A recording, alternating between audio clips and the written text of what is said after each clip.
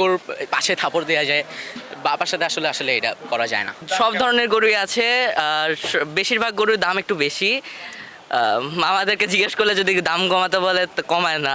গরুর বাজারে আসলে অনেক ব্যাপারীরা যারা মানে নতুন আসছে, মানে মাত্র আসছে, তারা একটু স্থিতিশীল পর্যায়ে নাই, ওনারা একটু বেশি দাম চাচ্ছে, মানে স্বাভাবিকের থেকে অনেক বেশি চাচ্ছে।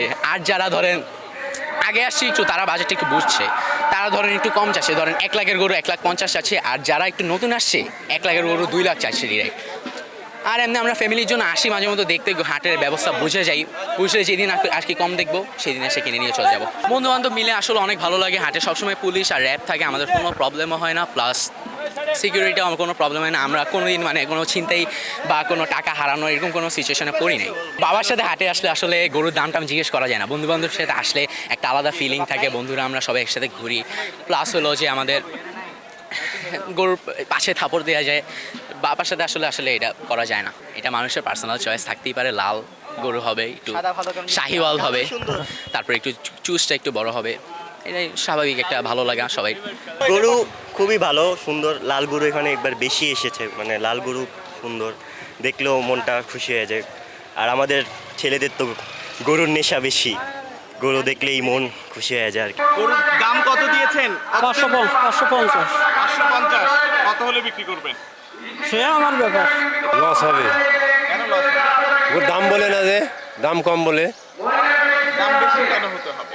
খড়ের দাম বেশি, গাড়ি ভাড়া ছিল 30,000, এখন এবার গাড়ি ভাড়া নিচ্ছে 40,000।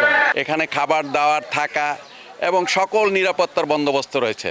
এবং হাট কমিটি আপনি দেখছেন, আমি সার্বক্ষণিক এটা তদারকি করছি এবং আমাদের লোকজন সার্বক্ষণিক হাটে তদারকি করছে। পাইকারদের কোনো রকম অসুবিধা হলে আমরা সাথে সাথে সেটার সলিউশন দেওয়ার চেষ্টা করছি।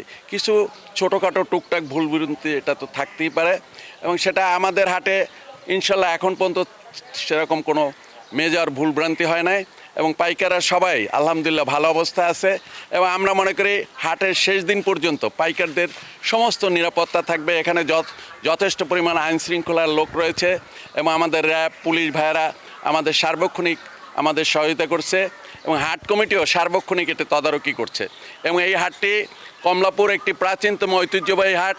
এই হাট অনেক আগের থেকেই সারা বাংলাদেশের ভিতরে একটি নামকরা হাট। এই হাটটি মেইনলি 3 দিন জমজমাট হয়, যেটা আমরা আপনার 28 তারিখে আমাদের 25, 26, 27 এই 3 দিন এই হাটটি মূলত একটু জমজমাট হবে, এবং তখনই একটু ভালো বেচা কেনার আমরা আশা করছি।